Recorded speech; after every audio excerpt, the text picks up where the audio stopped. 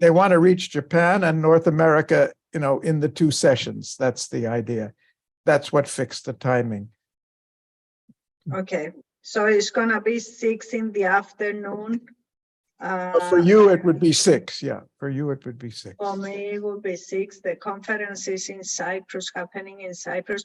Okay, my office will get back to you. They will see the scheduling of the different sessions, and they will, today Great. they will let you know. Well, thanks very much for trying. Thank you for inviting me. It's an interesting project. Now we're reaching out to the parliamentarians and yeah, I've took part with that group, the parliamentarians, in other webinars that they organize through SDSN, and it's very, very interesting. Actually, it's very interesting. Yeah. Adrian, nice to see you. Thank you for joining us. Hello, good morning. Good morning, and I'm in fact flattered to be included in this stellar group and very, very important topic. So I'll do my best to contribute. We can't ask for more than that, for sure. Oh yeah, we can always hope for more. Yeah, let's not be unnecessarily modest here. Hi, Jeff. Greetings, everybody. Hello, Jeff. Thank you for joining. Hi, my pleasure. Thank you. Kostas. Hello, Kostas. Hello, everyone. Nice meeting you. I should change my virtual background. It's from the previous conference that I spoke to today. Okay, let me change it. Sorry. What is that a map of? That is about the Copernicus use for climate policy in European. Okay. European policy. They had the launch of the new initiative, the European Commission. So, yeah. Okay, this is better. Shall we start? Okay, go ahead.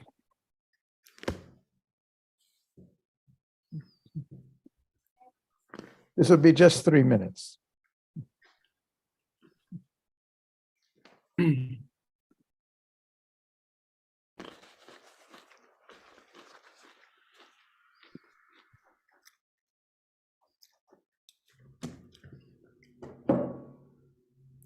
Thank you so much.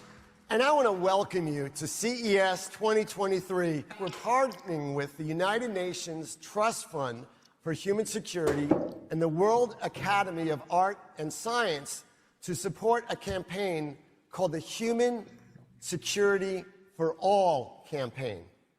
And what that does is it shows how tech innovations can protect human securities, or as we actually call them, human rights. Think about it. What kind of human securities or rights should there be? And the ones that are there that they've recognized and we're promoting are fundamental to just basic existence as humans. Clean air and clean water. Food, the right not to be hungry. Health care. Everyone should be entitled to health care. Community engagement. Political involvement.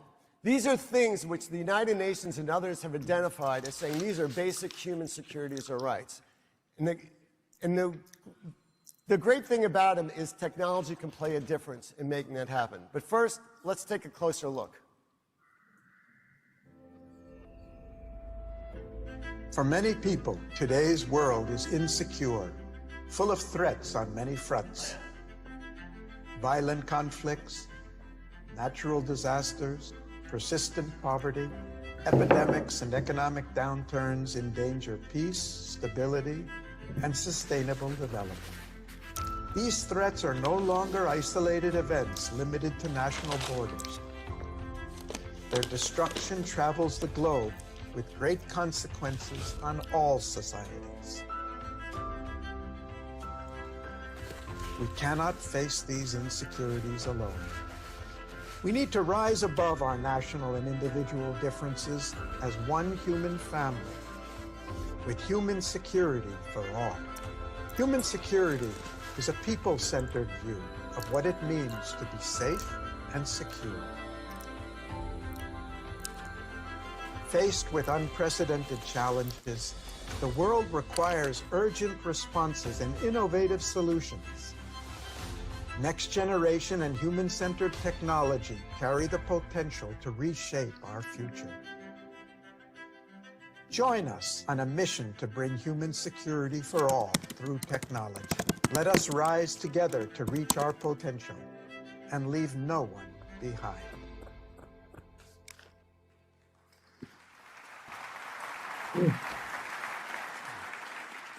So thank you, everybody, for being here. This is about human security.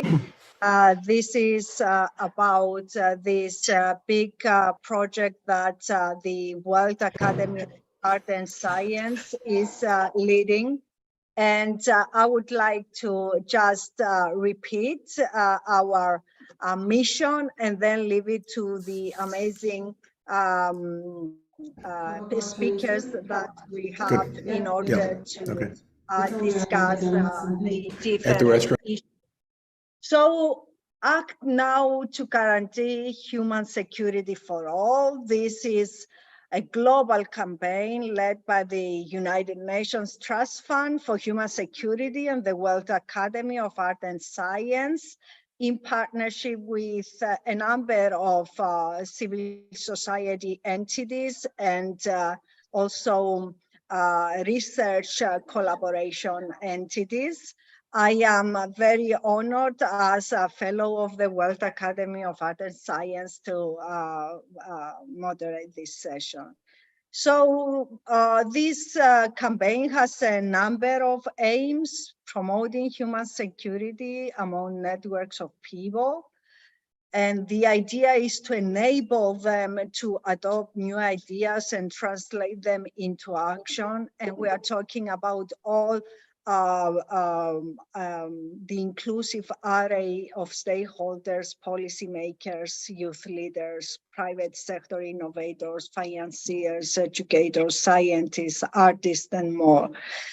And we want to create awareness for the urgent need to advance human security and also a global constituency for human security that will help drive support for meeting the sustainable development goals. And I'm very excited to have the president of the United Nations Sustainable Development Solutions Network in our discussion here, because the mission of UNSDSN is to support the implementation of the SDGs and the climate agreement.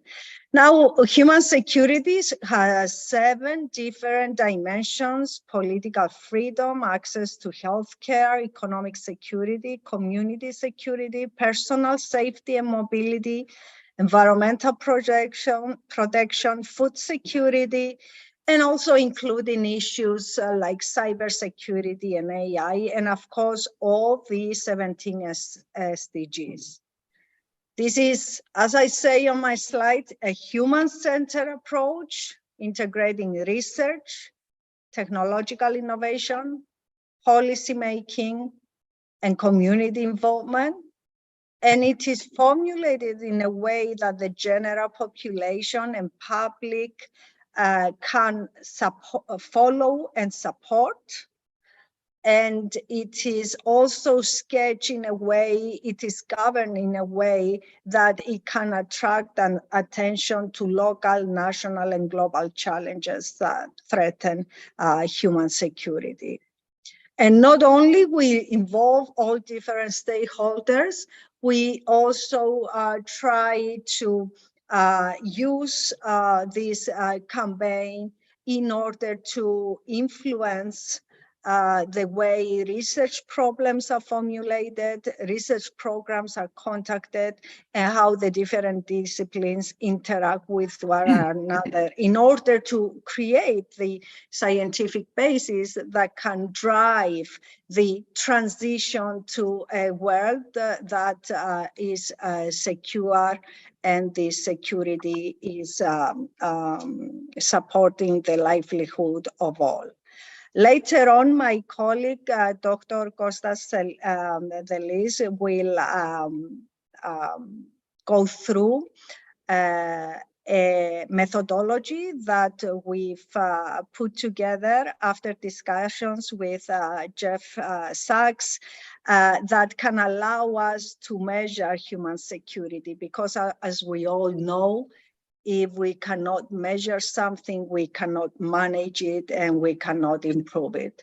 So enough about me. We have an excellent group of speakers. Gary Jacobs, the president and CEO of the World Academy of Art and Science, Professor Jeffrey Sachs, the president of the United Nations Sustainable Development Solutions Network and director of the Center for Sustainable Development at Columbia University, Andrian Bejan, the J.A. Jones Distinguished Professor at Duke University, Eden Mamoun, director of the Black and professor at Ovidius University, and Konstantinos Delis, a postdoctoral researcher at Athena Research and Innovation Center in the University of Piraeus. I just want to call on stage Gary Jacobs, but before doing that, let me say that we are working also with the Inter-Academy Partnership. This is the partnership of all scientific academies across the world. I represent there the World Academy of Art and Science and the Academia Europea. And there we have committed, all the academies across the world committed towards putting together a statement on the need for a comprehensive transdisciplinary approach to research and education and implementation of activities related to human security. So what we're gonna say in this event, but also in a series of events like this, it will be transposed into this statement to be endorsed by all academies across the world. Gary, the floor is yours. Phoebe, thank you so much for joining us and for taking up the role as moderator and a leader here. And I thank all the participants on the panel, Jeff and Kostas and Eden and Adrian, and I'm very eager to hear what you all have to contribute on this. These are areas where you're all working. I'd like to say a few words up front to reinforce why I think this discussion is so important. Already, Phoebe has said much, but I'd like to go a little further. The world has come a long way since 1948, when the Universal Declaration of Human Rights was drawn up. And I remember a few years ago reading a comment by Jeffrey where he said the 17 SDGs that were put up in 2015 are really the embodiment of the Universal Declaration of Human Rights. It's an effort. We've come a long way since we wrote some idealistic principles where no rights for enforcement and no real clear plans or goals or targets of how we would achieve them.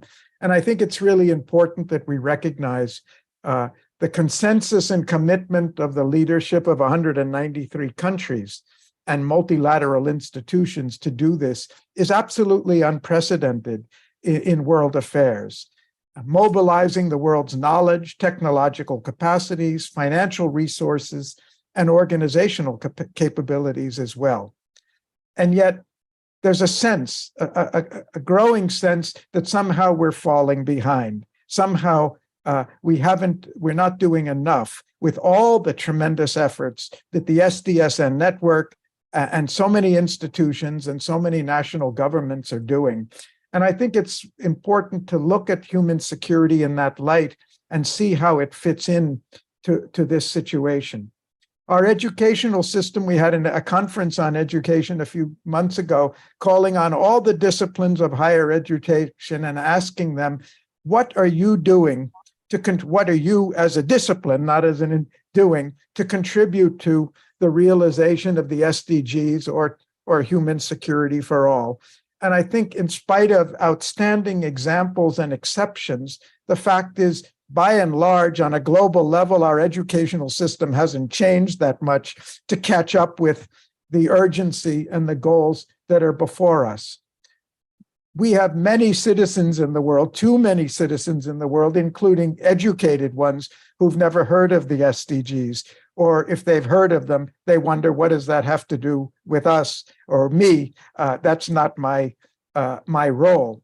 Of course, since then, very unexpected events have taken place with COVID-19, and then the war in Ukraine, and now the climate crisis, which is growing and in intensity and momentum almost by the month, and that diverts our attention away and our resources away from the really tremendous challenges that humanity already faced before these things happened.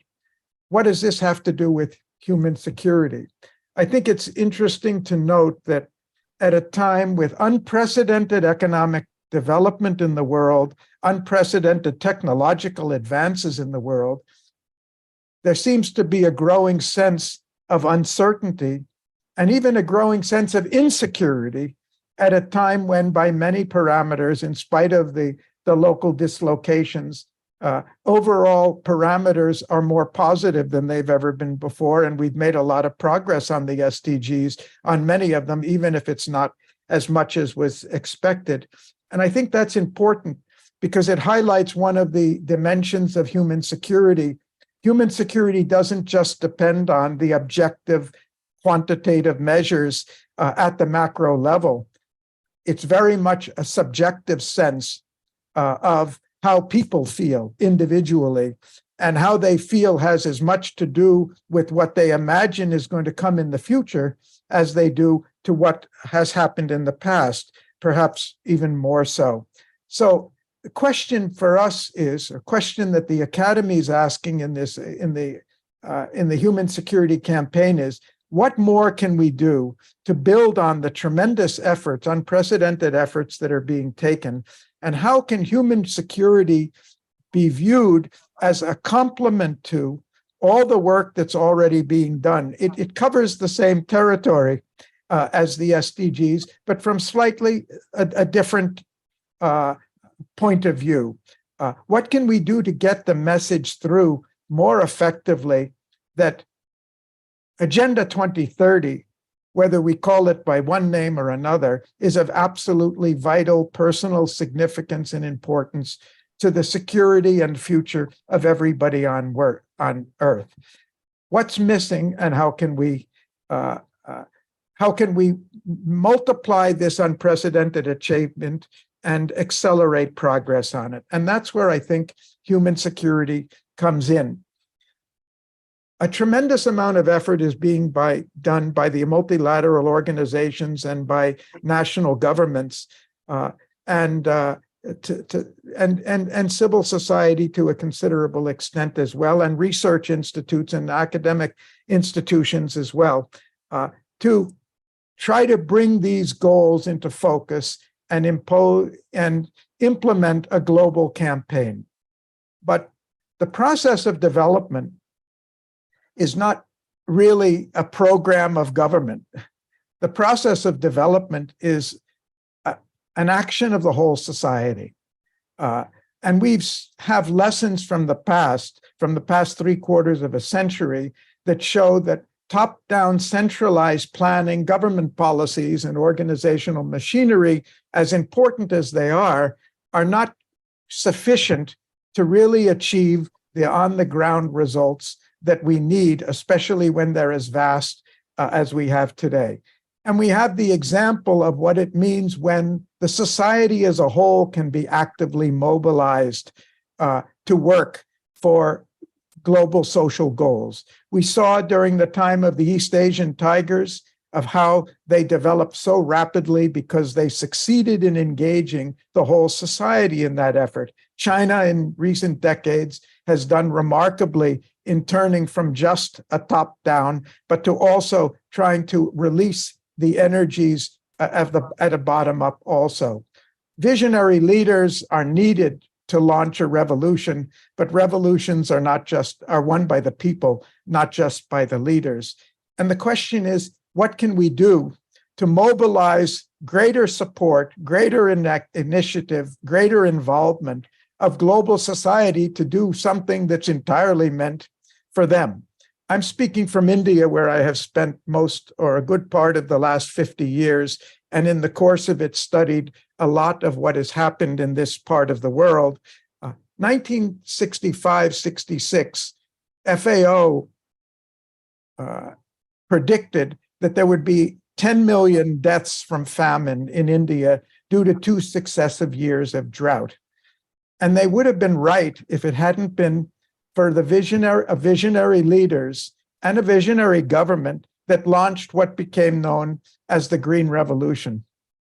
But the thing they did in doing it, and it's often been lost sight of, it was not the government that doubled the food grain production of India in 50 years and made the country food self-sufficient in 5 years. It was their success in mobilizing and engaging tens of millions of farmers to act differently than they had for hundreds of years as traditional and largely uneducated farmers. They succeeded in taking a top-down program and marrying it with a bottom-up program that engaged the society fully in it. And I think that's the way I look at human security as a call. Human security is talking about the same issues as Agenda 2030, as the 17 SDGs, or at least most of them, but it's doing it from a personal point of view. It's trying to make this message relevant to everybody on Earth and asking, what does it mean to you? What can you do? What does this whole effort mean to you? It's a personalized call, it's an individualized call. And the message is that together, the global establishments and the global society together, we can do this and we can dramatically improve the progress we've had so far. The introductory video you saw, which was at the launch of the campaign at this Consumer Electronics Show, where we had 125,000 business leaders and technology leaders. There was no general public there. And the message that we gave to them and the message that resounded there was, there's so much our major corporations can do from around the world. About 40% of them came from all other countries of the world. There's so much more could be done when we all focus, including our corporations, including our interfaith groups, including our educational institutions, all disciplines of education, whether it's the arts, or sciences, or professions, or humanities, whatever it is, there's something we can all do to support this effort, which is really for everybody. As human security as an idea was launched in 1994 by UNDP, by Mahbub Haq, who, after the end of the Cold War, when there was really a commitment to what can we do now that war is behind us? We were a little too optimistic about that, unfortunately, but we had some time in which to do something. And they came up with the idea, let's try to focus on how do we mobilize people, individuals, to get involved with this, communities, local institutions, local businesses, and so forth. And the campaign that we're doing is intended, Phoebe mentioned that we're engaging with the Inter-Academy panel of 140 plus science academies. We're also working with the Interparliamentary Union of 179 national parliaments to work with the parliamentarians about what they can do, and with filmmakers and artists and educators and others as well, because we think that the combination of the Agenda 2030 17 development goals and the effort to mobilize and release the energy and aspiration of people, large numbers of people. There's the interfaith groups themselves represent hundreds of millions of people who have a stake in this, as just an example. So I think the question before us is really an important one, and that's my reason for starting off here rather than talking about the measurements. As Phoebe said, without measurement, we cannot act effectively and we cannot evaluate the actions we're making. Human security adds some complexity to that. Because it's human-centered, because it's person-centered, because it's contextual, because it's trying to look from the perspective of individuals, it may be more difficult and more challenging to find the right metrics that can really reflect the change in perceptions. And I'd just like to mention one other thing that I think we see today, that it's not the objective challenges of development are not the sole, in some places they're not even the main challenge. The real challenge is getting our society together. The kind of polarization we see in many countries, especially my own, about the between groups that are fighting between themselves, the sense of that we're working together.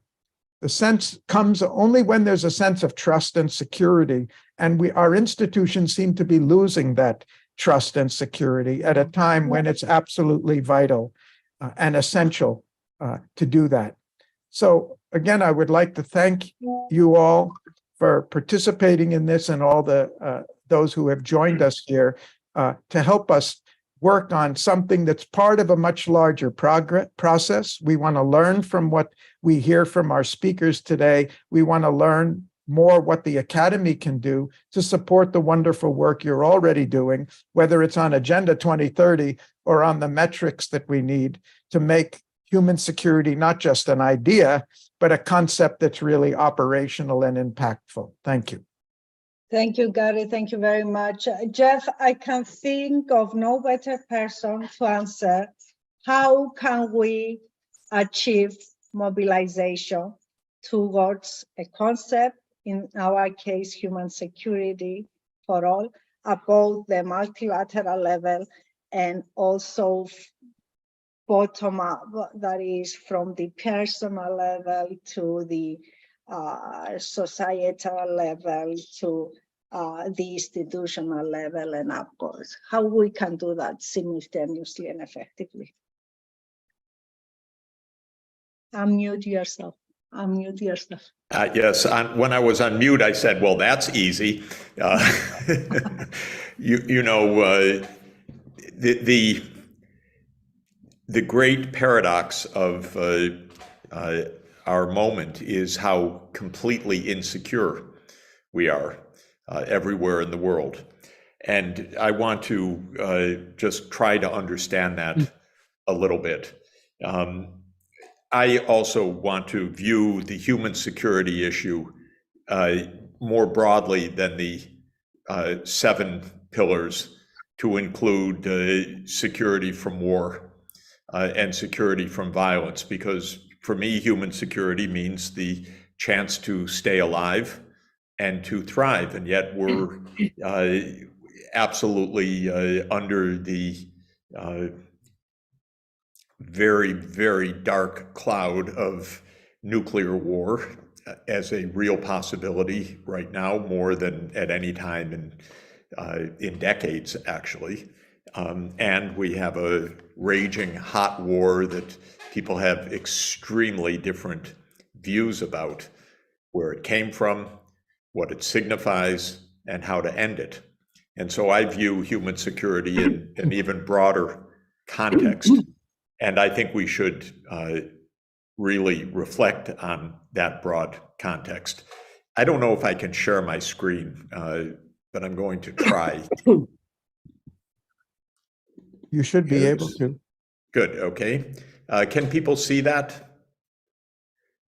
Yep. Yes, okay. What this is the timeline for what's called the doomsday clock. I'll start with a very cheery subject. In 1947, just after the start of the atomic age with the bombing of Hiroshima and Nagasaki, the atomic scientists who, in many cases, had contributed to the science that brought about atomic weapons, instituted what they called a doomsday clock, and they made the metaphor of minutes to midnight. How close are we to midnight, meaning self-realized doom? And this clock is maintained by the Bulletin of Atomic Scientists to this day. So we are 75 years of this clock, actually 76 years. And 2 years after Hiroshima and Nagasaki, the scientists put the clock at 7 minutes to midnight in 1947. Then the arms race picked up with the Soviet Union exploding an atomic bomb, showing that now there were two countries with atomic bombs. And in 1949, we went to about 3 minutes to midnight. And then in 1953, we entered the age of the hydrogen bomb, the thermonuclear fusion bomb, vastly more powerful than the fission bombs. And we went to 2 minutes to midnight and remained at 2 minutes to midnight until 1960. And then there seemed possibly some thaw, though it was short-lived because we had the Cuban Missile Crisis 61 years ago in October. But then brilliantly, President Kennedy and Chairman Khrushchev negotiated a peaceful resolution of the Cuban Missile Crisis, and in the following year negotiated the Partial Nuclear Test Ban Treaty. And the hands of the clock was pushed all the way back to 12 minutes away from midnight. In other words, stepping back from the brink of destruction. And you can see that the clock has gone in waves. During the mid-1980s, when Ronald Reagan assumed the presidency, it reached, again, about 3 minutes to midnight with the US placement of intermediate range nuclear weapons in Europe. And then Mikhail Gorbachev came to power, and he was the greatest man of peace in our age. He unilaterally disbanded the Soviet military alliance, the Warsaw Pact, and you can see that the clock went up to 17 minutes away from midnight, the highest that it was ever, meaning the farthest away from disaster.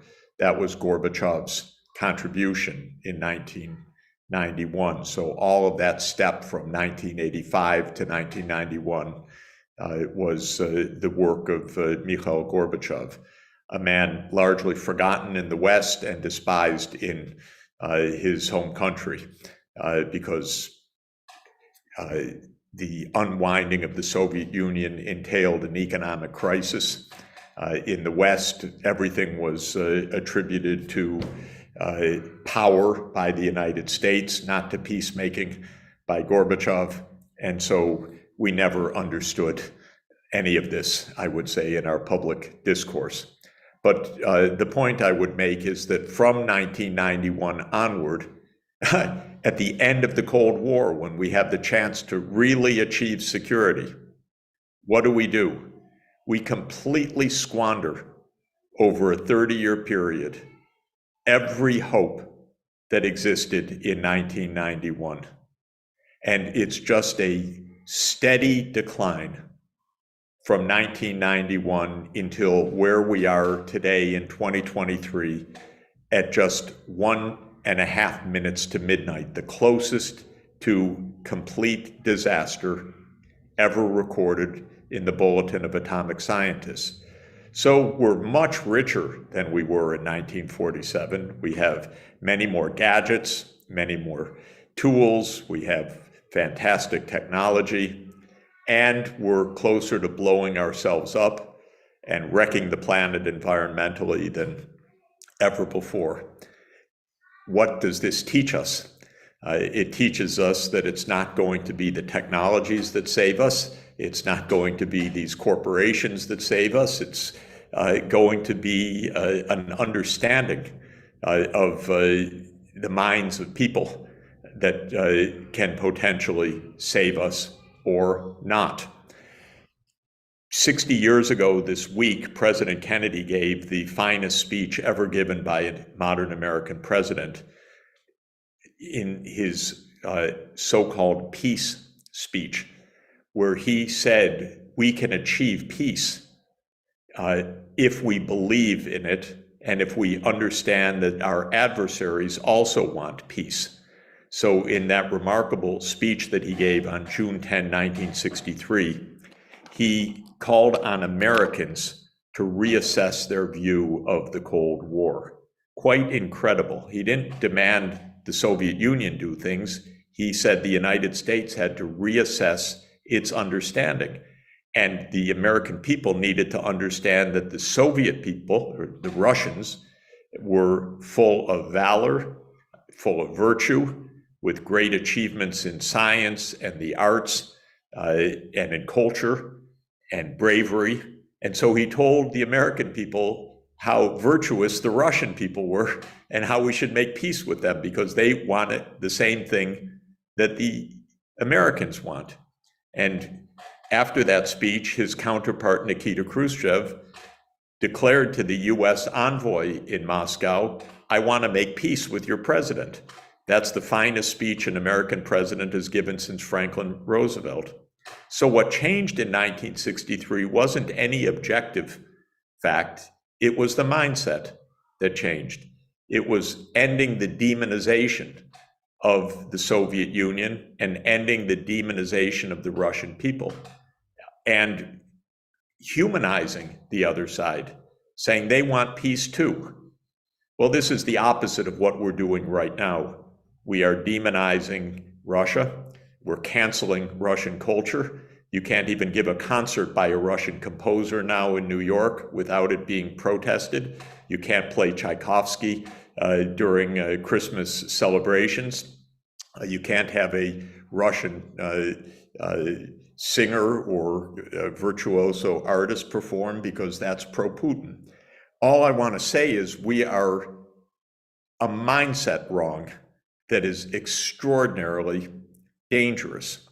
Now, let me try to be a little bit more specific and then close on my thoughts about this. I want to quote two of my favorite observations, one by President Kennedy, again, and one by Edward Wilson, the late, great evolutionary biologist at Harvard. So President Kennedy explained in one sentence our true existential reality in modern times. In his inaugural address, he said, "The world is very different now, for man holds in his mortal hands the ability to end all forms of human poverty and all forms of human life." So Kennedy, in one sentence, explained the paradox of modernity, that our technologies are so powerful, we could end poverty if that's our mindset, or we could end human life if that is our approach. And Edward Wilson said something true to his being an evolutionary biologist. He said, so we have entered the 21st century with our Stone Age emotions, our medieval institutions, and our godlike technologies.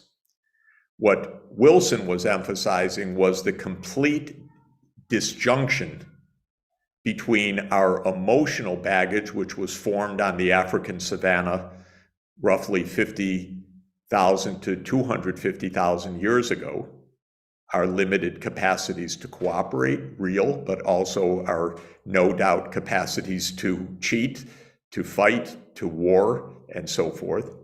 Our medieval institutions, the United States operates under a constitution designed in Philadelphia in 1787. It's been tinkered with a little bit since then. It's incredibly out of date. You would never design such a system now. But countries live in their history. So we have medieval institutions. And our technology follows Moore's law or more, doubling in effective capacity every 18 to 24 months and running completely out of control. It seems to me that this is a real clue. It's not technology that will save us. Technology may destroy us or it may save us. But what we have is an inability to govern what we do, an emotional inability, an ethical inability, and an institutional inability. And the technology is the thing that has run completely beyond the human capacity right now. I would say that there are two very strong examples of this, and a third one that is immediate and evident. The first is, of course, atomic technology. You know, the genius to understand that one could create a nuclear chain reaction and turn that into nuclear energy for bombs or for electricity was such unbelievable genius. There were probably 50 people in the world in the 1930s that truly understood this. Einstein, Niels Bohr, Szilard, very, very few people. These geniuses created something unimaginable and then put it in the hands of dolts, because there are lots of people that know how to drop bombs, but only a few people knew how to make it. And so this is the paradox of technology. There are lots of dolts around. Some geniuses create some breakthroughs, and then they can be used for good or ill. A more immediate example is biotechnology. The technology to sequence the genome and then to create DNA and really create live viruses from strings of letters, which is what one of our scientists in the United States does for a living, Ralph Barrick at University of North Carolina, is amazing. It's genius. But, you know, they said, why don't we use that technology and see what happens when we fiddle with a sarbecovirus, add in some dangerous elements, and most likely that's where SARS-CoV-2 came from, the pandemic. This is most likely not a natural virus. It's most likely a virus that was being experimented on using Barrick's methods at the Wuhan Institute of Virology. We don't know for sure, but we have a lot of reason to believe that that's a pretty realistic scenario. One thing I will tell you about that is there, again, are 50 or 100 or 200 people that really understand the technology. There are maybe a couple thousand people that know what really happened, and the rest of us are in the dark. Because if you think our governments are telling us the truth about anything, that's my area of expertise. I will assure you they are not. They may not know exactly what happened, but what they know, they're also not telling us. So that's very unfortunate. Now we have another extremely powerful technology, artificial intelligence, large language models, generative AI. It's being embedded everywhere now. And how many people really understand the technology? Some hundreds. How many people really control what's going on right now? A few thousands in a few major tech companies and in the Pentagon and in a few other places. And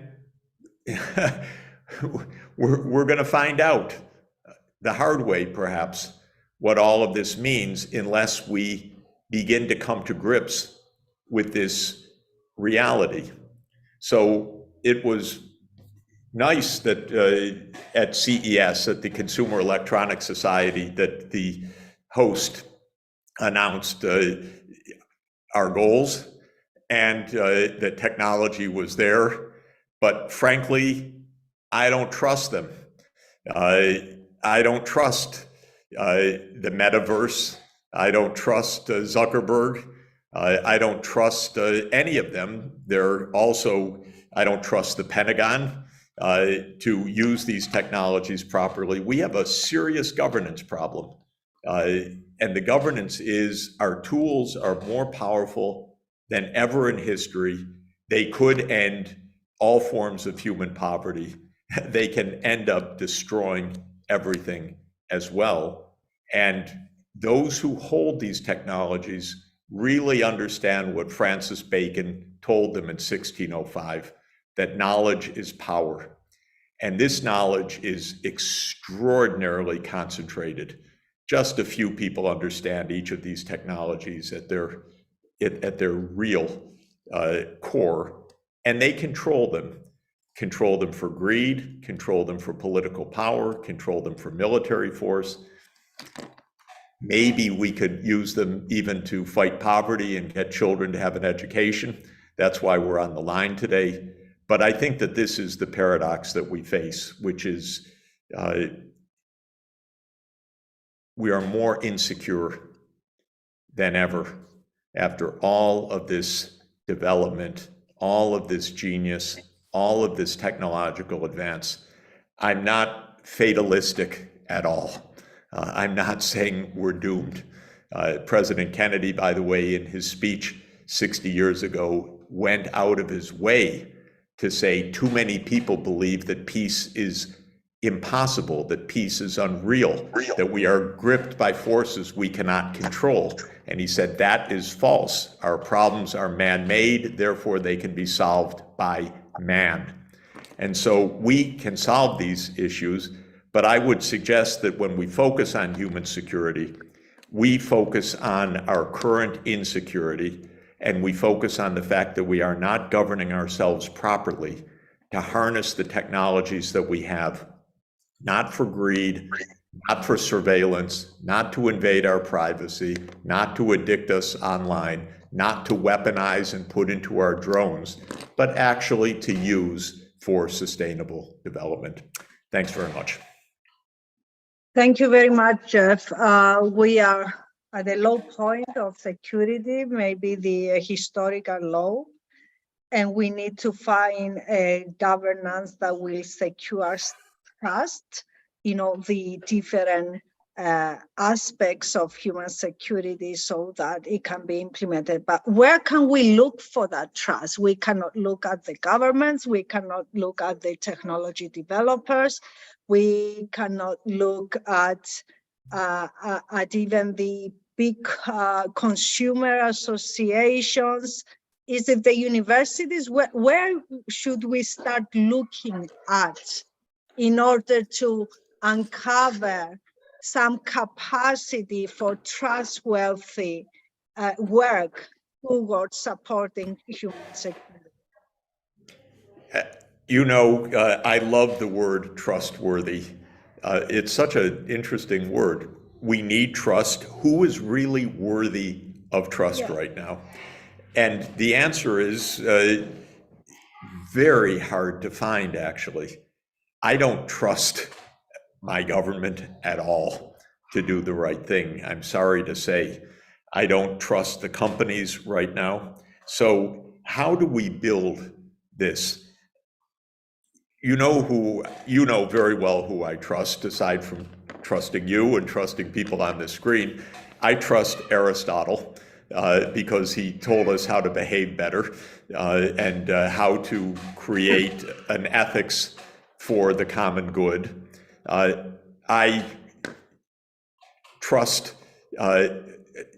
our longstanding ancient wisdom that we have human values that we need to put in front, and then think about not which organization do we trust, but which values are we going to champion, and how and why. And Phoebe is hosting next in a couple of weeks a meeting to bring together Aristotelians and Confucians, because Aristotle and Confucius both believed in a well-ordered society. China talks about common prosperity, which I appreciate. In Aristotelian and Christian tradition, we tend to talk about the common good as the philosophical basis. I very much believe in the universality of the human good, which is why I like the Universal Declaration of Human Rights so much, why I like the SDGs so much, why I like the UN so much, because I really do believe that we can forge a worldwide understanding. I resent my government every day for telling me that China's an enemy, that China's a threat, that Russia is our implacable enemy, and so forth. If these politicians would stop telling me to hate the others, but actually pick up the phone and talk to their counterparts, we'd actually start to get somewhere. So I resent the fact that since the fighting escalated in February 24th, 2022, Joe Biden has not even tried to have a phone call with Vladimir Putin. And yet the world is closer to nuclear war than ever. Don't they understand? Or, you know, a 12-year-old would understand. Call your friend, try to make up, see what you can do, see what they say. This is basic. But you know, our politicians are so much more refined that they go to war for years rather than actually pick up a phone and talk to each other. So I don't trust them right now, and it's a serious problem. Hard to give a serious, hard to give a completely positive answer. What I do trust, though, is the idea that we state our goals and we try to achieve them. So, and President Kennedy, in that wonderful speech that I keep referring to 60 years ago, made a sentence that I have repeated almost every day for years. When he talked about how do you achieve peace, he said, by defining our goal more clearly, by making it seem more manageable and less remote, we help all people to see it, to draw hope from it, and to move irresistibly toward it. He also said peace wasn't a matter of a magic formula or a magic step. He said peace is a process, a way of solving problems. So I think where we need to put our faith is in ways of solving problems, in clearly identifying our goals. We have nice goals, by the way. We have to show that they're manageable, that they're achievable, how to actually do it, help people to be inspired by these goals and to move towards them. Thank you, Jeff. And that is exactly why what you're doing with the UNSDSN is so inspirational, because it makes explicit the goals, the targets, and works through the way to achieving them. And if we empower every citizen with that capacity, then it will be difficult to be misled by non-trustworthy leaders or institutions or governance direction. But it will take so much time. I hope we have it. Andrea, what do you think? Do we have time towards achieving human security? Yes, we do, but I'm trying to share your screen. No, that's right. So here we go. I have a colleague who's helping me to click. Okay. What happened? All right. There we go. Yeah. Just do a, yeah. Please, lovely. let me do this. Okay, here we go. First of all, thank you for including me in this very important discussion. My background is different than what I've been hearing. So I'm an educator. I already know the answer to what can we do. Well, we can take a look at how we educate our young generation, and that also means giving a hint to young parents on in the direction of how to bring up their own children. So that is the beginning. My presentation is obviously about things that I know. I know physics, more specifically thermodynamics. And I look at anything that I study very, very carefully, beginning with the fact that I don't know how to move my slides. Here we go. Just bear with me, okay? So the first thing that I teach is that words have meaning. We first security as if everybody understands and agrees what it means. I don't think so. Webster's dictionary defines security in two ways. The first one, the state of feeling secure, says nothing, because that is what the word securus in Latin really means. Security is the freedom from fear, anxiety, danger, doubt, threat, and a long list of terrible things. We, as individuals, do not feel freedom. We feel lack of freedom. So security is not about the world government. It is about the individual. It is not about the police state being secure. It is about the individual. It is a human perception. Simple as that. Human life is movement. And movement is a natural phenomenon with flow configuration. It is universal. You see it here. This is just one example of configuration. It is the arborescent or tree-like flow on an area or in a volume. From left to right, we have a river delta, the human lung, and then a river basin. So the phenomenon is the flow configuration, which evolves because these images are the babies of evolution. And so the phenomenon, the flow configuration, unites the animate with the inanimate. So the phenomenon is universal, it belongs in physics, and it is what nature is.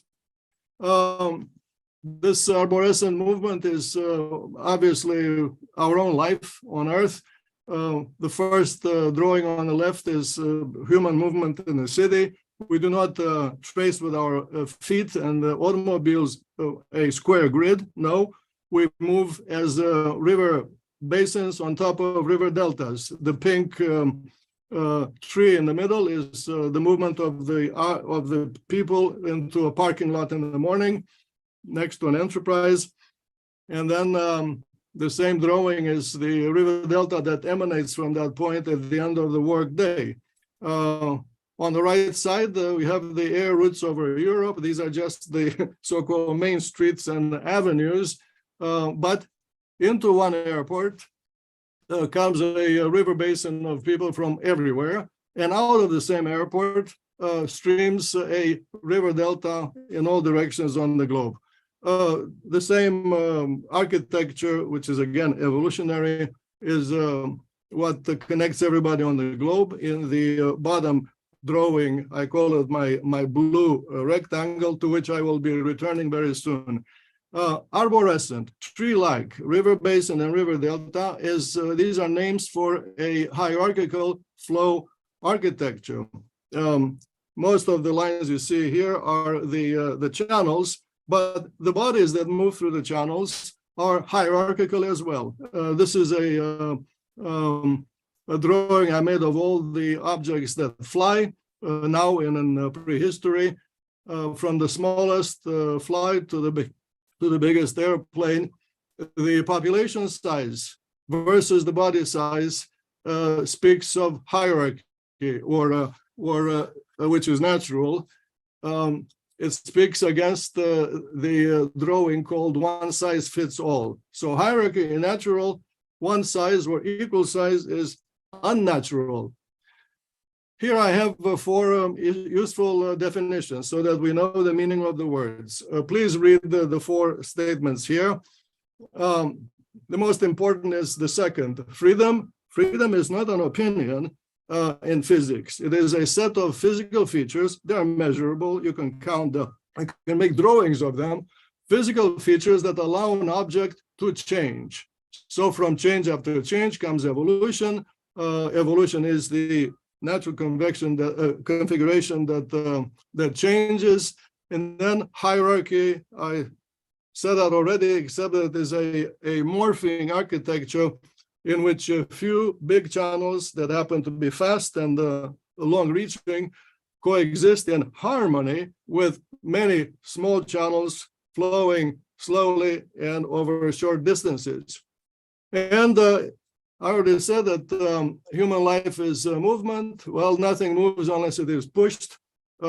This dashed box is the design of nature. The movement is driven by power from natural engines. The natural engines are consuming fuels of all kinds, fossil or so-called renewable. That power drives stuff horizontally on the globe. Most of this movement has nothing to do with people. It's about the atmospheric circulation, oceanic circulation. The entire biosphere, including the people, is moving horizontally, and it is driven by a power from engine that consume fuel. Important to note is that once again we have universality here, the geophysical with the biological and the social organization, but everything in the blue and in the green is a flow architecture that is imbibed in freedom to change. It is morphing. So nature is a rich and tall sandwich of movies that are running simultaneously in the mind of the observer. The direction of that movie tape here at the bottom with a river basin is from left to right. It is recognized as the physics law of evolution in nature. For a flow system to persist in time, it must evolve with freedom, such that it provides greater access. So you see, we arrive once again at the key word, this F word called freedom, which is the reason for the presence, which is observable, measurable, and worth talking about. The time arrow of evolution in nature, shown here in red in the bottom left corner. This red arrow will reappear shortly. And now, a broad view of human movement on the globe. This image comes from satellite measurements of the condensation trails left behind all flying aircraft about 20 years ago, by the way. And you see here that thanks to commercial aviation, everybody has access, everybody who could buy a plane ticket has access from any point in the blue to any other distant point in the blue. But sooner or later, that individual, in order to have greater access from point to point, must flow through the heart of the organism. And the heart is where the organism was born. You see it in the red in Europe and North America. So hierarchy, once again, which some people call the unequal distribution of things on the globe, is a natural design, a design that occurs and evolves naturally because it facilitates movement in the broadest sense imaginable. And as you can see in the picture, the movement is hierarchical. That means, and it is natural. That means that the consumption of fuel on the globe is hierarchical as well, and it is natural. And as you'll see in the next slide, the distribution of wealth and freedom on the globe is hierarchical as well. The left square, the left graph, shows two things together, two dissimilar things together. On the ordinate is the annual wealth reported by countries. Those black dots are the countries. And on the abscissa, the annual consumption of fuel for power from the same countries. Surprisingly, all the countries line up, let's say, quietly on the diagonal. I'm not surprised to see that because of the physics that was on the previous slide. The the important thing to teach is that what is recognized for a long time as wealth in economics is in fact has a physics equivalent, which is that of a movement driven by power. Another thing is that everybody wants to be wealthier. Countries are in fact congratulating themselves for a greater GDP at the end of the year or the decade. And that means that all black dots are racing upward like the cyclists in the peloton at the Tour de France. And so the red arrow is the arrow of evolutionary design in nature, meaning we know the direction in which the future resides as a design for all of us on the globe. And that is important to know, meaning it is important to be able to predict the future. On the right-hand side, and keep in mind that freedom from the definition from Webster's is the key word in the meaning of security, human security. On the right-hand side, the same data from 15 years ago are presented with the consumption of power on the ordinate, but this time it is per capita. And on the abscissa, the reported rank of economic freedom of all those countries. You see the distribution of these countries on the graph. The world is of two kinds. The advanced have hit the ceiling. It is the ceiling to which the rest of the world is aspiring. Once again, the arrow pointing toward the future is upward. The black dots are migrating upward. They're obviously migrating toward, as countries, toward the greater wealth, and perhaps unwittingly, they're also migrating toward greater freedom. And this is very good news for everybody.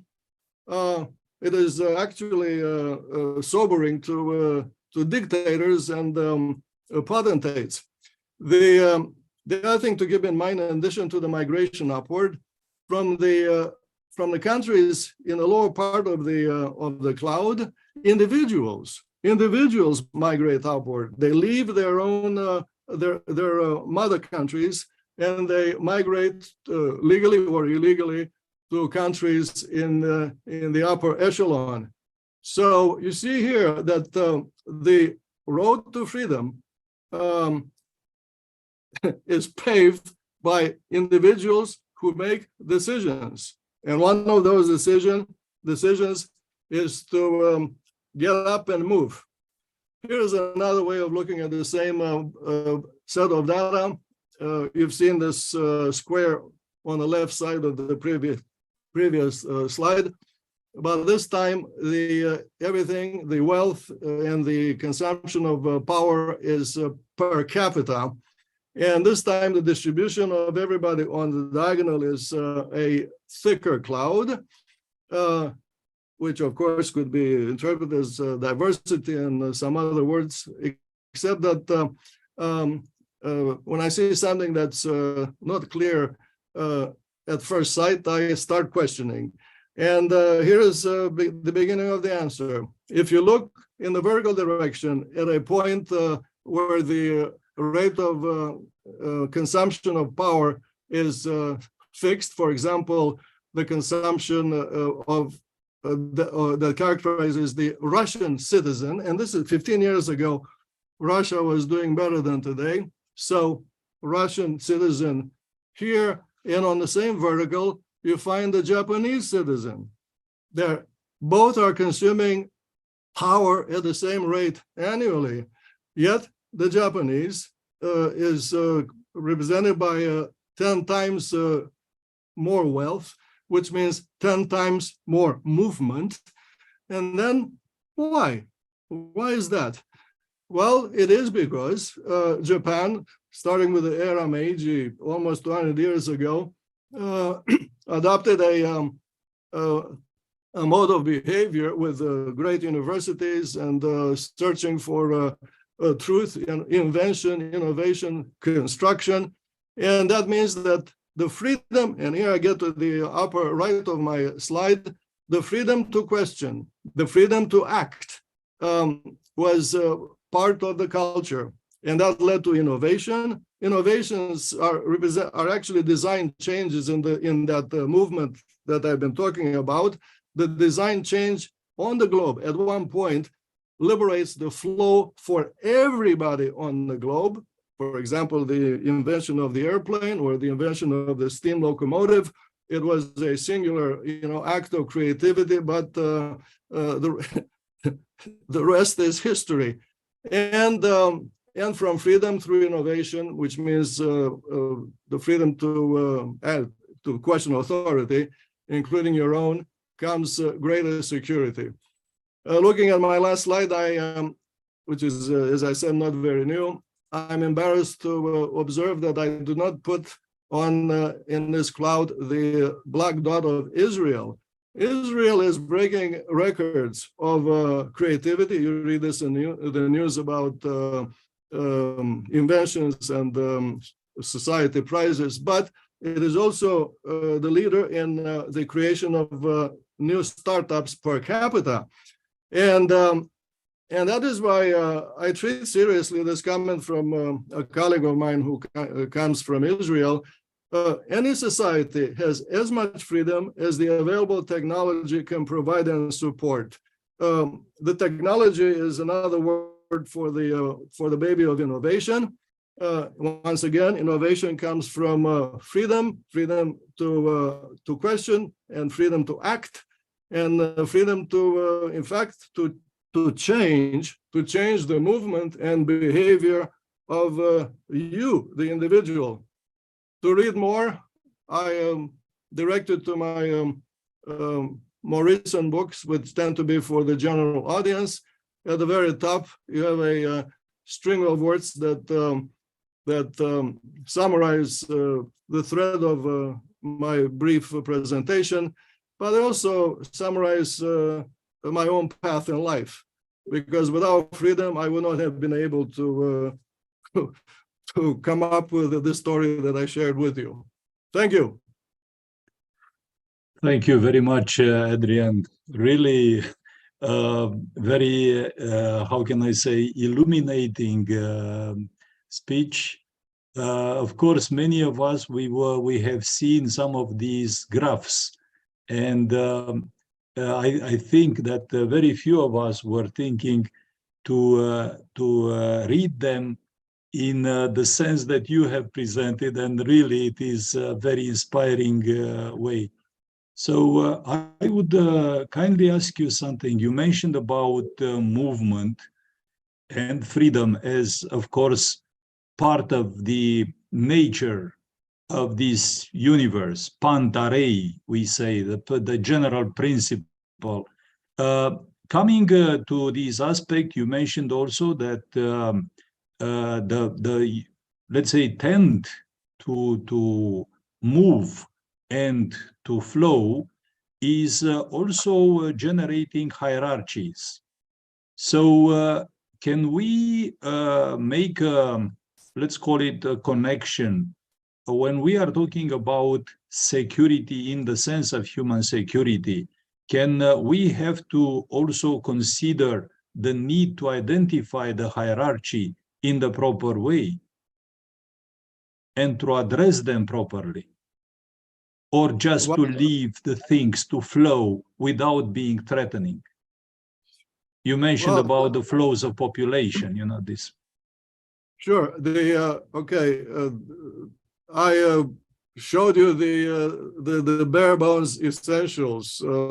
First of all, the meaning of the word security.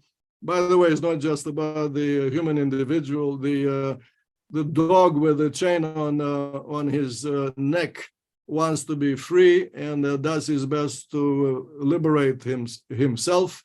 The cat, by the way, doesn't even let you put a collar on her neck, and on and on and on. So human security is the urge to have assuredness that you are safe, you see, is part of animal design.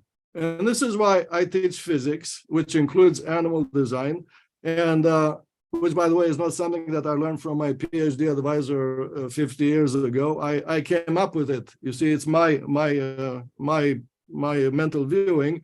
I teach these very basic things because the best lesson to me and those around me is that if you disobey nature, you live to regret it. So nature is what I've described. Now, what you do with it, in fact, my last slide, which is about innovation and the freedom to question, it starts the conversation of to plagiarize Lenin, what is to be done.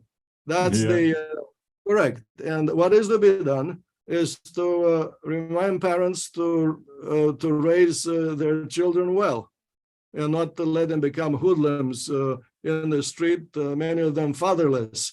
That's one thing. Another thing is meaning parents should educate, should teach the difference between good and evil, or morality, you see, and not expect strangers in a school or university to do that for them. And so, but very important is to teach the new generation history and art and the personalities of those who have put this thriving civilization on earth. I showed you that today we're immensely more powerful and more free than our grandparents, and of course more free than our ancestors 2,000 years ago. There's no comparison. And there's something else. I'm sorry Professor Sachs is not here to say that every new technology, which comes from human ingenuity, which comes from the freedom to question and to do something about it, every new invention comes with promise and with threat. Every single new invention. So this AI today is nothing new, nothing new. As the steam locomotive was both a liberator, but at the same time, it was killing people and cattle and putting farmers out of business. And what happened, by the way, the Romans paving roads and all that, and aqueducts and viaducts, destroying, yes, some would have said the landscape, but at the same time, liberating flow and movement for really great numbers and instituting peace at home through that kind of innovation. All these things, the so-called trade-off between threat and promise is resolved by people who come up with ideas. Why? Because people are not stupid. You see, that is the reality. It is for that reason that we're actually thriving on Earth. If you want, I'll put it to you in a veterinarian sense. The good news is that mothers keep giving birth to individuals who are not stupid, people who to whom ideas occur, and to whom the urge to get up, meaning get off the couch and do something to make changes. This is not about revolution. This is about a life of making a difference that's positive. So you see, you hear now the way I teach. I teach that the future is in the hands of those who acquire this talent of first of all recognizing that they're free, and then doing something with that feature of animal design. Thank you very much. Thank you for what you are doing, for teaching in this way and putting the things in that frame. At the same time, I would like to make a very important observation to Gary, because this 90 minutes is extremely short. Actually, with these very nice presentations, introductory, let's say, speeches, we are starting now the activity. So in that respect, we have to see what we can do next, me and Kostas, to find out how to address the aspects of, let's say, the methods and tools. So from that perspective, I shall try to move very quickly, connecting this, let's say, philosophical and methodological background to let's say, the very, very sad remark of the Secretary General of the United Nations in the basic special report dedicated to human security last year, when he was saying that humankind is making the world an increasingly insecure and precarious place.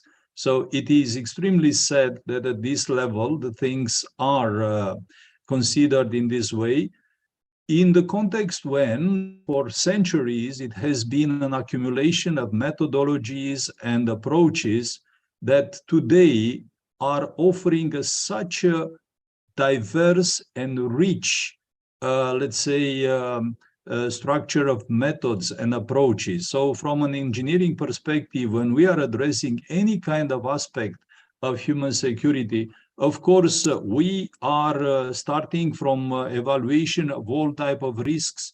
We develop many kind of analysis, and then to make the background for multi-criteria decisions, and of course, trying to define different types of solutions for that. So addressing this, there are a huge plethora of methods, starting from analysis, programming, monitoring, and evaluation, but also specific tools for implementing human security. And only if we look to the website of the UN Office for the Coordination of Humanitarian Affairs, for instance, and we can see so many tools that have been developed and are written there. But of course, the complexity of the let's say, threatening aspects of freedom from many different perspectives require a very, very deep integration of knowledge from different scales.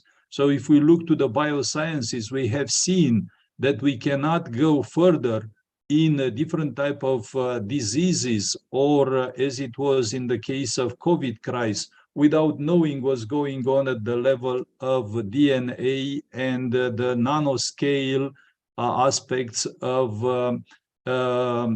different new types of virus developments and so on. The same is in the case of geosciences, where we see that many different types of knowledge are required to understand the very simple, let's say, earthquake issues and so on. So from all perspectives, we are talking about integration of knowledge from different scales and physics, and to coordinate this knowledge in such a way that could give answers to the proper questions. And the so-called data-driven science is the basic methodology that is offering us a clear, let's say, way of addressing different types of risks and to develop solutions to them. Of course, we need different large and even larger digital infrastructure like we have in our university, a data center dedicated for that. And as it was presented by Professor Bejan, we always have to stick with basic principle and background theoretical knowledge. As it was shown here, that always when we are aggregating knowledge and information coming from different perspectives, we have to rely on these kind of, let's say, principles that nature have been revealing and is offering us a very nice opportunity to read them and to understand them simply, and then to use them in all our decisions. So this is just an example of a project that we are developing with a large group of partners, where also the group of Professor Kunduri is involved, is about building resilience in against climate change and different communities. For instance, in the case of the Black Sea case that is part of this project, we are using different advanced tools for empowering the communities located along the Danube Delta, identifying and understanding different types of threats and how we could solve them based on a methodology that is very robust and is offering a very important solution for addressing these issues. We are building new types of tools like digital twin platforms for having access to much deeper and much different types of information that have the opportunity to understand better the intimate connections between different factors, locating them in different areas that have to be not harmful or against nature, because it's very difficult to integrate this kind of tools in such natural sites and to understand without harming this nature. All this knowledge is aggregated in National Competence Center for Adaptation to Climate Change that is coordinated by a group of very important universities and research institutes, and all together are dedicated to the development of digital twin. So it is also extremely important to understand the efficiency of using different resources. And for this is required to have innovative tools like using also thermodynamics, as it was mentioned by Professor Bejan a little bit early, by this methodology of extended exergy accounting that has been evolving over the last decades and is offering also the possibility to develop some econometric methods. For instance, for the case of Romania, we developed a multi-scale approach to understand the way in which energy can be used at the national level, but also to understand how the efficiency of using energy can be also understood at regional level and local level. So multi-scale approaches that could go deeper and reveal us the factors where we can do. So at present, we are working on addressing, let's say, the social connectivity of human security by developing a life cycle assessment dedicated for human security, by identifying the actors, the dimensions of human security, identifying the subcategories to the individual indicators, and of course, to work with inventory data, and of course, based on that, to use the basic methodology of life cycle assessment. So once again, there is a wide variety of methods and tools. It is required that all these tools have to be addressed from a multi-transcendent and interdisciplinary approaches. The data-driven scientific approaches have this huge potential and require a huge cooperation efforts, but always we have to come back to secured scientific basic knowledge background to which we have to report the achievements. So from that perspective, I am sure that based on the discussions that we had today, we shall continue these kind of approaches for later developments. And with your permission, I would pass now very quickly to Costas to make us a very short, let's say, introduction of the activities that you are developing within Greece on these topics. Yes, thank you. I don't know if you can see my screen. Yes. Yes, we see it very well. Let me just try and screen here. So it's more.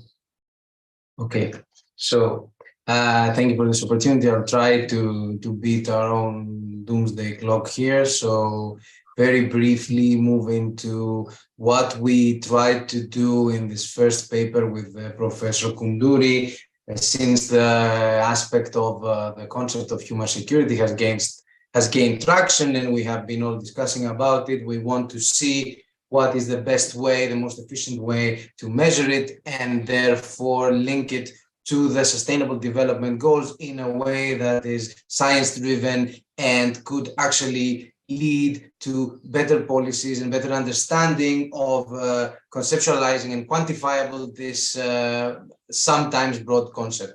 So what is human security? Most people in this room, in this virtual room, already know. So we are trying to find how to encompass all these human rights, governance, access to education, healthcare, these issues that we all praise and we cherish, into more scientific research and more efficient way of measuring, hence building policies and initiatives towards promoting it. So the broad aspects of human security as defined by the UNDP back in 1994 and underpinning this whole process are human economic security, food security, health security, environmental security, personal, community, and political security. And these aspects also exhibit very large interrelations and interconnections between them. For example, the recent COVID crisis has identified the link between the health security and community security, health security and political security, and goes on. So this is something that we have to take in consideration when looking into the different aspects of human security. So what we do here, we take a range of human security reports. The baseline, of course, should be the Human Development Report, which everyone here is familiar with, and this Human Development Index. However, the concept of human development and human security is not identical. We can see this after looking at the recent reports from the UNDP, the Global Fragility and Anthropocene in 2020, and also the special report on human security, something that implies that the Human Development Index and the issues addressed in the Human Development Report are to the same context, but they are not sufficient in the discussion and the measurement of human security. So we keep that in mind. And also the Multidimensional Poverty Index, about which I will be talking very soon. So the three basic tenets of the HDI is living a long and healthy life, access and results of knowledge, and the decent standard of living measured by gross national income per capita. Over the last 5 years, the HDR has included the Planetary Adjusted Human Development Index, the Inequality Adjusted Human Development Index, and the Gender Equality Index in order to incorporate more pertinent issues and to complement this already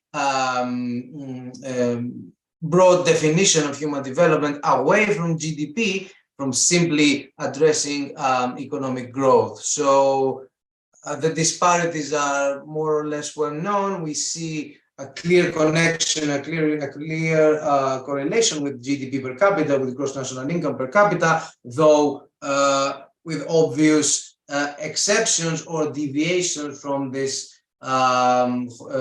diagonal line, which are much more evident when we look at the Planetary Pressures Adjusted HDI. So what they do is they incorporate the carbon dioxide emissions per capita and the material footprint per capita of each country to add a shifter to the classical HDI and construct a different index. So we can see here that economies that are very high in rank in terms of GDP per capita, in some cases are more or less a threat to the planet, so a threat to environmental security. We can see some honorable or not so honorable mentions in the Gulf countries, but also advanced economies like the United States, Ireland, and Norway. So this gives us a better view of the holistic concept. Also, the HDI across countries, within countries, is not the same for male and female individuals. We see a stark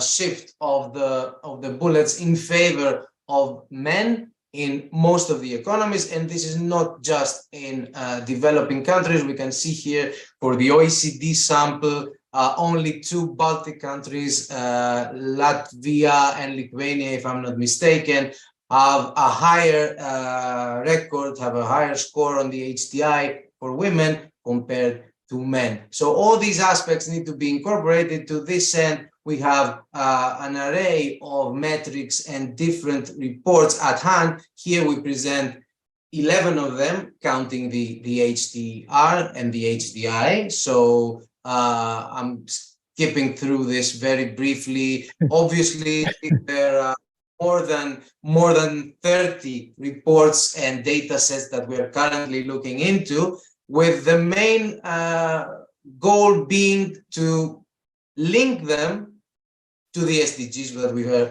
talking about. So to map these human security metrics, firstly, to the aspects or the classifications of human security that we have identified, and then map them to the SDGs in the beginning using a conceptual methodology, general to specific methodology, but we aim to improve this as we have been doing in the UNSTSN documents for the implementation of SDGs, as we have been doing in the I4EA network and Professor Koundouri's team with private enterprises, mapping the ESG metrics to SDGs, and also mapping the policy documents such as the European Green Deal to the Sustainable Development Goals. So it is undisputable that the two notions are connected, human security and SDGs. To this end, we try to identify these metrics and help design and implement the policies towards the SDG realization. And some of them obviously refer to specific goals in their reports, in their context. However, there are other things that we have taken into consideration in trying to lead these flagship reports to the 16 SDGs, with the exception of the last SDG of global cooperation. So very briefly, this is what our analysis looks like at the moment through our conceptual linkage. So the size of the connection indicates the level of correlation between the two aspects. So it's in a, let's say, a preliminary basis, this study. We are incorporating more reports, more data series, and we are linking them to specific sustainable development goals. At the moment, we're looking at the 16 goals, and moving forward, we would like to also address the 169 sub-indexes of these SDGs as used by the Sustainable Development Report of the UNSDSN, and also look into machine learning techniques with textual analysis to better understand how these two aspects, how these two notions communicate. So in the end, we would like to see how do the measurements, how do the gauges of human security aspects predict performance in the realm of SDGs. So is it in accordance to what the official reports say about each country's record in SDG implementation? So if so, it means that there is a direct link and that we can also predict future performance based on the data we have at hand.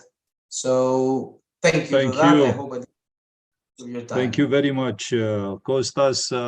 Very nice presentation. Of course, it is a lot of discussion around this. There are hours that we need to discuss on. Could I just mention, Eden, sorry to interrupt, but that just to say, I thought Kostas would mention this paper that he's presented. I think it's already published in Cadmus, if I'm correct. Yeah. Yes. Yes. I read it recently in a much more detail than you had time to present today. And I'd encourage everyone to take a look, because you've done quite a lot of work there, impressive work, that I think it goes beyond what's been done up until now on measuring human security. There was some work 20 years ago, but not nearly as in deep as what you're doing now. So I want to thank you for the presentation. Thank you. Yes. And, Okay. you also, now that I interrupted, just to thank you also, I know you had a much more longer, more detailed and very interesting presentation, and I hope that we'll be able to share that and make it available to the Yeah, audience. without any problem. I would like to draw your attention to some of the questions.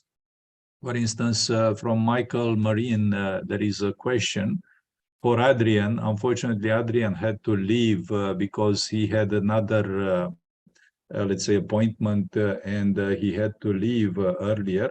So the question is, what is your response to the annual Freedom of the World survey by Freedom House, finding that global freedom has declined for the 17th consecutive year? So maybe Gary would like to say a few words about this aspect, because of course here is about the expertise of understanding all these index issues and how to interpret them based on the let's say data sets that have been used for the aggregation of that index and so on. But generally speaking, what is your opinion about the global freedom in the last 17 years? Well, I think I would connect it. It's a very good question, and we must get Adrian to comment and share his response. But I think it does reflect the fact that in spite of progress on so many dimensions, which I mentioned and Jeff mentioned also, a sense of insecurity, a sense of polarization in society, a sense of social unrest, and a hardening of positions of governments among their own citizens. I think we do see that the irony of the distinction between the material progress that we've been measuring and the social and psychological progress. And I think it reflects, there may be other factors involved. It's a complex situation, and the tensions that we've seen develop in the last 5 years, which we did not envision reaching this magnitude. I think it shows that the material discourse and the material measurement is simply not enough for us to govern ourselves and the global society effectively. I see Jonathan Granoff has his hand up also and I know he was very eager we offered to give him an opportunity. Yeah, it would be excellent if we could. Okay, Jonathan. And I know we're running Please. long out of time, and we have another meeting starting in a few minutes too. Oh, so how much time should I keep this to? Well, 2 minutes. 2 minutes is fine. Okay. So I see I'm not visual, but that's fine. There's going to be an SDG summit in September. It's very important that human security be included in the statement. The Japanese, I sit in I'm a permanent observer, so I'm a participant in the general debates of the General Assembly and in the working group working on the statement. So I'm personally familiar with the debate. The Japanese have offered language on human security, and it has been objected to by several states, mainly Russia, and that is very much worth attention to bring them into the fold, understand why they're objecting. The other point that I want to make is that SDG 16, the elements of good governance, are unique amongst all of the SDGs in that one rests on a legal foundation of the United Nations Convention Against Corruption, which has 189 ratifying nations. And therefore, unlike the political commitments of many of the SDGs, there's actually a legal basis for that one. So there's two elements in terms of addressing good governance and corruption and the values inherent in those principles, which is that without good governance, none of the SDGs can get implemented. And it is the only one of the SDGs in which you have a legal imperative to fulfill it. The last thing I want to point out is that because of COVID, excuse me, because of COVID and the war, as a practical matter, the major countries don't have the money nor the political currency to raise the money to fulfill the SDGs. At the same time, according to the Secretary General, each year about 5% of the legitimate economies of the world are stolen by corruption, illegal, illicit financial transactions, human trafficking, tax avoidance, and tax evasion. So a focus on obtaining those funds for the purposes, we're talking trillions of dollars, and a mere portion of those could fulfill the SDGs.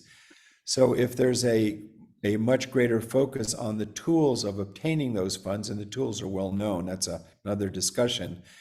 The problem is focus and political focus.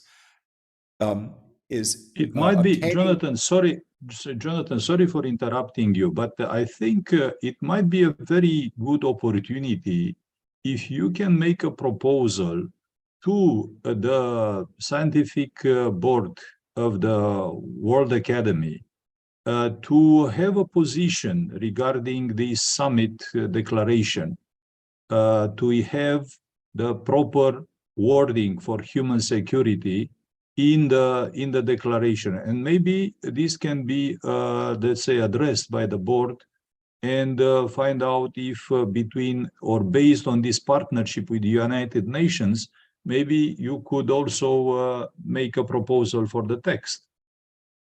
Well, I think. Okay, well, I think the Japanese are leading on that, and I think we'd have to have a discussion with Gary as to whether WAAS wants to jump into that debate. But we could have a discussion. I could explain the debate in depth. But yeah, that's a good idea, worth exploring. We're kind of late. The text is almost done, but it would be very good if the at least saying something that supports the Japanese position on it would be a good idea. Yeah, there's a way to do it. I think there's a way to do it that would work. Thank you for your points. If I could just finish, Please. The only place where there is money that's really available that could fulfill the SDGs would be in a heightened effort at focusing on anti-corruption. Without that, the SDGs and the principles of them could turn to cynicism and just sentiment, idealism without practicality.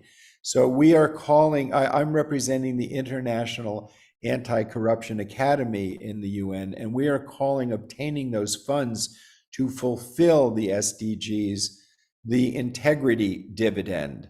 The peace dividend that we had expected at the end of the Cold War was not forthcoming. Jeffrey highlighted that. So we are calling this opportunity to fulfill this vision of the SDGs, which is an implicit human security agenda, no doubt, is the integrity dividend. And I think that would be very worthwhile. I might ask that WAAS take a position on the integrity dividend. That would be where we can go forward in a practical way of getting traction. Thank you very much.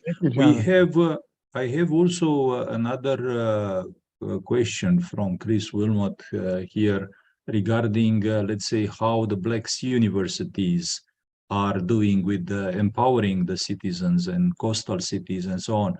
For this, I promise to Gary that I shall submit a paper to the next Cadmus number.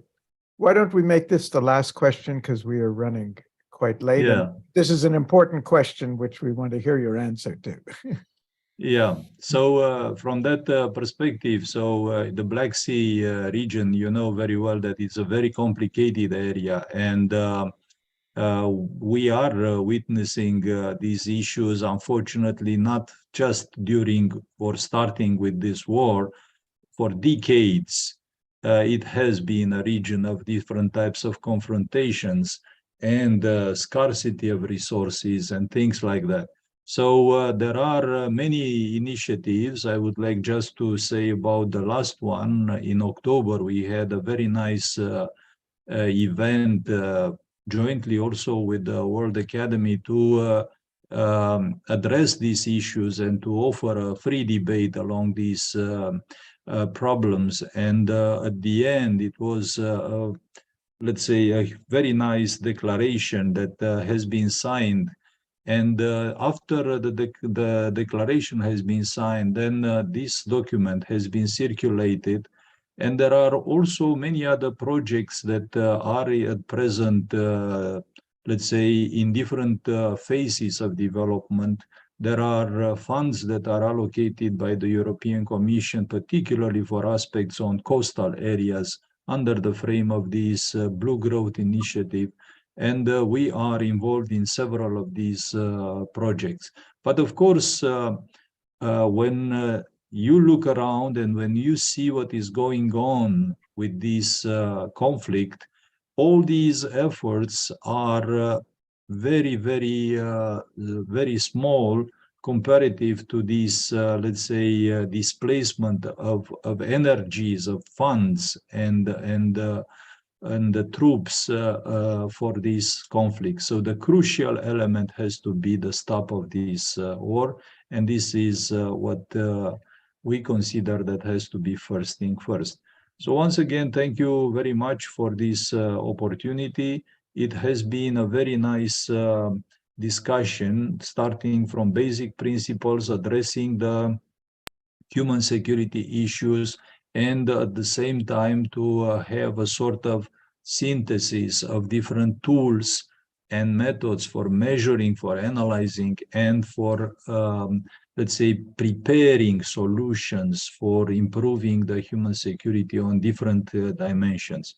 So thank you once again. Thank you, Gary, for Thank you, Aydin. for accepting this proposal.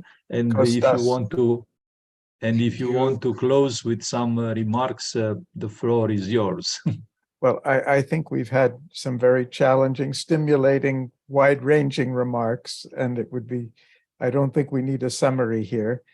This is only a step in our discussions and work on human security, and we look forward. We're going to have a whole series of further webinars on this, as well as the other activities that are planned for the campaign, and we'll be circulating a newsletter, an up-to-date newsletter on the campaign just in a week or two, I hope, and we will try to keep everyone informed and look forward to meeting in future sessions to hear about.